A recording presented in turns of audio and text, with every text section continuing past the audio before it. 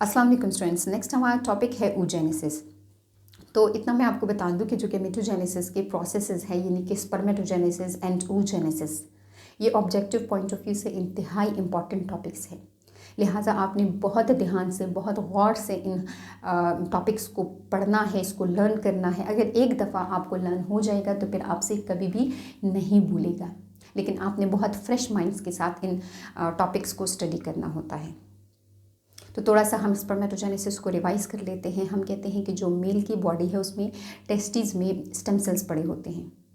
जब प्यूबर्टी की स्टेज आती है तो under the control of hormones यही स्टेम सेल्स एक्टिव हो जाते हैं और ये माइटोटिक डिविजन्स परफॉर्म करना स्टार्ट कर देते हैं। तो दो सेल्स बनाते हैं, एक को हम कहते हैं टाइप ए सेल और दूसरे को हम कहते हैं टाइप बी सेल। जो टाइप ए सेल है वो स्पर्मेटोजेनेसिस में अभी पार्टिसिपेट नहीं करता है, बल्कि वो अपनी जर्म सेल लाइन को मेंटेन रखने के लिए बेसल लैमिना के करीब चला जाता है। और जो टाइप बी सेल होता है वो पार्टिसिपेट करता है स्पर्मेटोजेनेसिस में, लेकिन पहले वो ग्रो कर जाता है, अपना साइज़ इंक्रीज़ कर लेता है और उसके बाद वो फर्स्ट मियोटिक डिवीजन परफॉर्म करता है और उसके बाद वो सेकंड मियोटिक डिवीजन जब परफॉर्म कर लेता है तो एक टाइप बी सेल से 4 स्पर्म्स बन जाते हैं। और फिर इस तरीके से डेली बेसिस पर मेल की बॉडी में स्पर्मेटोजेनेसिस का प्रोसेस परफॉर्म हो रहा होता है। डेली बेसिस पर मिलियंस ऑफ स्पर्म्स की प्रोडक्शन होती है। लेकिन अगर हम oogenesis के प्रोसेस को देखें तो ये स्पर्मेटोजेनेसिस की तरह ऐसा नहीं है कि ये प्यूबर्टी की स्टेज में स्टार्ट हो जाएगा, बल्कि इस oogenesis का कुछ स्टेप फीटल स्टेज में होता है, कुछ स्टेप प्यूबर्टी की स्टेज में होता है और कुछ स्टेप आफ्टर फर्टिलाइजेशन होता है। मतलब कि ये एयर्स लेता है अपनी कंप्लीशन में। और हम कहते हैं कि वो जो फीटस है वो एक फिक्स्ड नंबर के साथ पैदा होती है। उसकी जो स्टेम सेल्स हैं वो डिफरेंशिएटेड फॉर्म में आ जाते हैं और उसके बाद वो बेबी गर्ल पैदा हो जाती है। फिर ये वेट करती है प्यूबर्टी का और उसके बाद ये अपने oogenesis के प्रोसेस को कंप्लीट करने के लिए फर्टिलाइजेशन पर डिपेंडेंट होगी। तो स्टार्ट करते हैं हम oogenesis के टॉपिक को। जेनेसिस कहते हैं प्रोडक्शन को और ऊ का टर्म हम oocytes के लिए या ओवा के लिए या ओवम के लिए यूज़ कर रहे होते हैं। तो formation of ovum is called oogenesis। ये फीमेल की बॉडी में उसके ओवरीज में परफॉर्म हो रहा होता है।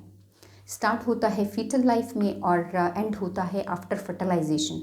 तो इसका मतलब ये है कि अगर फर्टिलाइजेशन नहीं होगी तो ये प्रोसेस कभी भी कंप्लीट नहीं हो पाएगा। स्पर्मेटोजेनेसिस ही की तरह इसमें पहले माइटोसिस का प्रोसेस होगा और इसके बाद इसमें मियोसिस का प्रोसेस होगा। oogenesis का प्रोसेस 3 फेजेस में कंप्लीट होता है। एक को हम बोलते हैं मल्टीप्लिकेशन फेज़ या डिवीजन फेज़, एक को हम बोलते हैं ग्रोथ फेज़ और एक को हम कहते हैं मैचुरेशन फेज़। तो सबसे पहले हम स्टार्ट करते हैं मल्टीप्लिकेशन फेज़ से। जो मल्टीप्लिकेशन फेज़ है और जो ग्रोथ का फेज़ है वो फीटल स्टेज में होता है। अब यहाँ पे हम बात स्टार्ट करेंगे एक स्टेम सेल से। स्टेम सेल्स को हम बोलेंगे primary germinal cell. Stem cells हम उन सेल्स को कहते हैं जो कि डिफ्रेंशिएट होकर कोई भी सेल्स बना सकते हैं। अब चूँकि ये ओवरी में मौजूद है तो लिहाजा ये ओवरी के सेल्स बनाने के लिए रिस्पॉन्सिबल होंगे। तो ये stem cell diploid number of chromosome के साथ होता है। ये माइटोटिक डिविजन्स करता है, पहले माइटोटिक डिवीजन कर लेता है, फिर माइटोटिक डिवीजन करता है, तो इस तरीके से डिविजन्स करता जाता है। तो इस स्टेज को हम कहते हैं मल्टीप्लिकेशन फेज़, क्योंकि इसमें स्टेम सेल्स मल्टीप्लाई होते हैं। तो जो इसके डॉटर सेल्स होते हैं उनको हम कहते हैं ओगोनिया।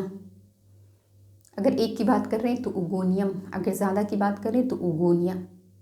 तो इस ओगोनिया में क्रोमोसोम का नंबर डिप्लॉयड ही होता है क्योंकि ये अपने पेरेंट सेल से माइटोटिक डिवीजन के रिजल्ट में बने हुए होते हैं। तो अब ऐसा नहीं है यहाँ पे कि अगर ये 4 सेल बन गए हैं तो ये 3 पार्टिसिपेट नहीं करेंगे और जस्ट ये एक करेगा, ऐसा नहीं है। अगर हम स्पर्मेटोजेनेसिस के साथ इसकी कंपैरिजन करें तो वहाँ पे स्टेम सेल से जब 2 सेल्स बन गए थे तो उसमें एक सेल ने पार्टिसिपेट किया था और दूसरे सेल ने नहीं पार्टिसिपेट किया था, बल्कि वो अपने स्टेम सेल्स का नंबर मेंटेन रखने के लिए रुक गया था। यहाँ पे चारों के चारों पार्टिसिपेट कर रहे हैं oogenesis में, तो लिहाजा उस बेबी गर्ल के पास फिर कोई अनडिफ्रेंशिएटेड स्टेम सेल्स बाकी नहीं बचते हैं। तो हम कहते हैं कि ये चारों के चारों सेल्स पार्टिसिपेट करते हैं oogenesis के प्रोसेस में। हम यहाँ बात स्टार्ट करेंगे एक ओगोनियम से। प्रोसेस तो सारों ही में हो रहा होता है। तो अब ये ओगोनिया या ओगोनियम ये अब ग्रोथ का फेस परफॉर्म करेगा। ये ओवरी के अंदर रहेगा, ये ओवरी से बहुत ज़्यादा न्यूट्रिएंट्स को एब्जॉर्ब कर लेगा, इसका साइज़ बड़ा हो जाएगा क्योंकि ये ग्रो कर चुका है। तो अब हम इसका नाम चेंज कर देंगे, इस ओगोनियम को अब हम बोलेंगे प्राइमरी oocyte। ये जो प्राइमरी oocyte है इसमें क्रोमोसोम का नंबर वही रहता है, यानी कि डिप्लॉइड, क्योंकि अभी तो ओगोनिया में कोई डिवीजन हुई नहीं है, अभी तो जस्ट उसने ग्रो किया है। अब ये प्राइमरी oocyte परफॉर्म करेगा मियोसिस, लेकिन जैसे ही ये इंटर होता है फर्स्ट मियोटिक डिवीजन में तो अरेस्ट हो जाता है मियोसिस के फर्स्ट स्टेप, ये फर्स्ट फेज़ यानी कि लेट प्रोफेज ही में, प्रोफेज में 1 में इसको स्टॉप करवा दिया जाता है। यहाँ पर ये अरेस्टेड कंडीशन में आ जाता है। तो ये वाला ऐसा प्राइमरी oocyte होता है जो कि मियोसिस फर्स्ट के प्रोफेज फर्स्ट में स्टॉप हुआ होता है। तो फिर क्या हो जाता है, ओवरी ही में इसके इर्द गिर्द सिंगल लेयर में कुछ प्रोटेक्टिव सेल्स अरेंज हो जाते हैं। उन सेल्स को हम कहते हैं फोलिकल सेल्स, और हम इस फोलिकल सेल्स के अंदर ये जो प्राइमरी oocyte पड़ा हुआ है इस सारे स्ट्रक्चर को फिर हम कहते हैं प्राइमोर्डियल फोलिकल। तो इस तरीके से उस बेबी गर्ल की बर्थ हो जाती है। तो जो फीटल कंडीशन के बाद जब उसकी बर्थ होती है तो उसके बाद उसके पास बहुत ज़्यादा प्राइमरी oocytes मौजूद होते हैं। उसके ओवरी में फिर स्टेम सेल्स नहीं होते हैं, बल्कि उसके पास प्राइमरी oocytes मौजूद होते हैं। अब ये जो प्राइमरी oocyte है ये तो फर्स्ट मियोटिक डिवीजन में स्टॉप हुआ है। ये अपना फर्स्ट मियोटिक डिवीजन कंप्लीट करने के लिए 10 to 14 ईयर्स वेट करेगा, प्यूबर्टी का वेट करेगा। तो इसका फर्स्ट मियोटिक डिवीजन तब कंप्लीट होगा जब प्यूबर्टी की स्टेज आएगी, जब हाइपोथैलेमस अपना GnRH रिलीज़ करेगा, तो तब इसका फर्स्ट मियोटिक डिवीजन कंप्लीट हो जाएगा। तो ये स्टेप होता है प्यूबर्टी की स्टेज में कि वो जो प्राइमरी oocyte है वो 2 सेल्स में डिवाइड हो जाता है, और चूँकि फर्स्ट मियोटिक डिवीजन होती है तो लिहाजा क्रोमोसोम नंबर हाफ रह जाता है। प्राइमरी oocyte के फर्स्ट मियोटिक डिवीजन के रिजल्ट में 2 सेल्स बनते हैं, लेकिन वो 2 सेल्स अनइक्वल इन साइज़ होते हैं, एक छोटा रह जाता है और एक बड़ा हो जाता है।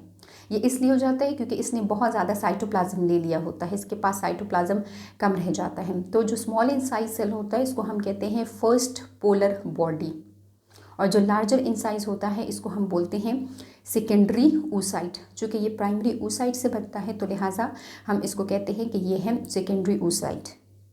तो प्राइमरी oocyte प्यूबर्टी की स्टेज पर पहुंच के अपना फर्स्ट मियोटिक डिवीजन कंप्लीट कर लेता है।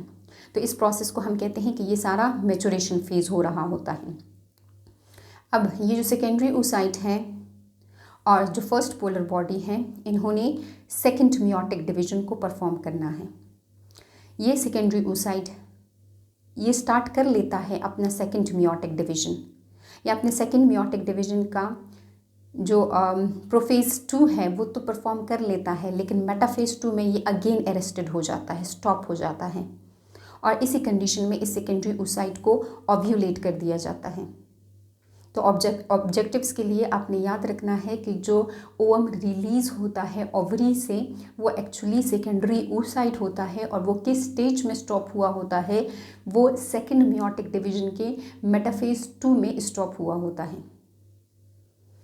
अब इसी तरीके से जो हम कहते हैं कि इसके सामने फिर 2 ऑप्शंस आ सकते हैं सेकेंडरी oocyte के जब ये ओव्यूलेट हो जाएगा, या तो फर्टिलाइजेशन हो जाएगी या फर्टिलाइजेशन नहीं होगी।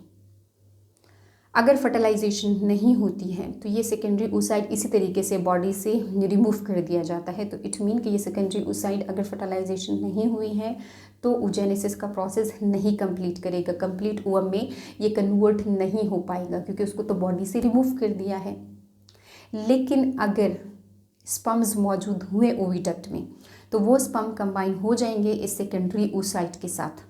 तो जैसे ही स्पर्म का न्यूक्लियस एंटर होता है इनसाइड द सेकेंडरी oocyte तो ये जल्दी से रेप्लिकेट कर जाता है, ये अपना जो सेकेंड मियोटिक डिवीजन है वो कंप्लीट कर लेता है। इसके रिजल्ट में भी 2 अनइक्वल साइजेस में सेल्स बनते हैं, एक जो है बड़ा होता है और दूसरा छोटा होता है, वही अनइक्वल डिस्ट्रीब्यूशन हो जाती है साइटोप्लाज्म की। तो जो छोटा सेल्स बनता है इसको हम बोलते हैं सेकेंड पोलर बॉडी, और जो लार्जर इन साइज होता है उसको हम बोलते हैं ओवम। अब यहाँ पे हमने ओवम के साथ n नंबर ऑफ क्रोमोसोम क्यों लिखा हुआ है, क्योंकि अभी तो इसके अंदर जो स्पर्म है उसका न्यूक्लियस इंटर कर चुका है और इसने डिवीजन कर ली है 2 सेल्स में। तो ये इसलिए है कि जैसे ही स्पर्म का न्यूक्लियस इंटर होता है इनसाइड द सेकेंडरी oocyte, अभी वो फ्यूज़ नहीं हुआ होता है उस सेकेंडरी oocyte के न्यूक्लियस के साथ कि ये सेकेंडरी oocyte डिवाइड कर जाता है into second polar body and ovum. अब इस ओवम के पास स्पर्म का न्यूक्लियस है और इसके पास सेकेंडरी oocyte वाला न्यूक्लियस भी है, लेकिन अभी वो फ्यूज़ नहीं हुए हैं, इसलिए हम उसको बोल रहे हैं कि ये n नंबर ऑफ क्रोमोसोम के साथ हैं। तो फिर कुछ देर बाद ये एक दूसरे के साथ फ्यूज़ हो जाएंगे तो इससे जाइगोट बन जाएगा। तो जो ओवम की फॉर्मेशन है यहाँ तक oogenesis का प्रोसेस कंप्लीट हो जाता है और ये तब होता है जब स्पर्म कंबाइन हो जाता है सेकेंडरी oocyte के साथ। अगर कंबाइन नहीं होता है तो ये सेकेंडरी oocyte बॉडी से रिमूव हो जाता है। और इसी तरीके से जो फर्स्ट पोलर बॉडी है उसकी भी हम बात करते हैं कि वो भी अपना जो सेकेंड मियोटिक डिवीजन है वो कंप्लीट कर लेता है। लेकिन ये जितनी भी पोलर बॉडीज़ होती हैं ये हमारे लिए इम्पॉर्टेंट अब उस लिहाज से इसलिए नहीं है क्योंकि ये सारे डीजेनरेट हो जाते हैं, इनका जो ओवम बनाने के साथ ताल्लुक़ है अब ये ओवम नहीं बना रहे होते हैं क्योंकि इन्होंने डीजेनरेट हो जाना है, इनके पास इतना इनफ साइटोप्लाज्म नहीं होता है कि ये ओवम बना सकें। तो ये हमारे पास पोलर बॉडीज़ की बात होगी। तो हमने कहा कि जो ओवम है ये n नंबर ऑफ क्रोमोसोम के साथ होता है, हालांकि इसके अंदर स्पर्म का न्यूक्लियस मौजूद होता है, इसके साथ सेकेंडरी oocyte का न्यूक्लियस मौजूद होता है। जब ये आपस में फ्यूज़ हो जाएंगे तो इससे जाइगोट बन जाएगा और इस तरीके से ये मेच्योर हो जाएगा। प्राइमरी oocyte यहाँ तक मेच्योर हो जाता है, इसलिए हमने इसको मैच्योरेशन फेज़ कह दिया और ये प्रोसेस आफ्टर फर्टिलाइजेशन होता है। तो ये हमने डिस्कस कर लिया oogenesis को। थोड़ा सा हम रिपीट भी कर लेते हैं। फीटल स्टेज में बेबी गर्ल की बॉडी में उसके ओवरी में स्टेम सेल्स पड़े हुए होते हैं जिनको हम कहते हैं primary germinal cells with diploid number of chromosome. ये माइटोटिक डिविजन्स करते हैं और बहुत ज़्यादा अपना नंबर मल्टीप्लाई कर लेते हैं, तो रिजल्टिंग डॉटर सेल्स को हम बोलते हैं ओगोनिया। अब ये सारे के सारे ओगोनिया पार्टिसिपेट करते हैं oogenesis में। ये पहले अपना साइज़ इंक्रीज़ कर लेते हैं क्योंकि ये बहुत ज़्यादा न्यूट्रिएंट्स एब्जॉर्ब करते हैं, तो इस फेज़ को हम कहते हैं ग्रोथ फेज़। और फिर हम इस ओगोनियम का नाम चेंज कर देते हैं, फिर हम इनको बोलते हैं प्राइमरी oocytes।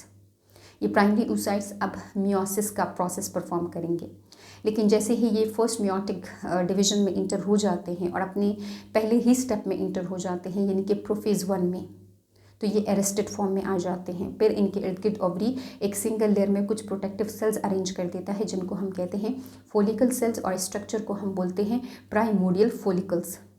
तो ये बेबी गर्ल पैदा हो जाती है।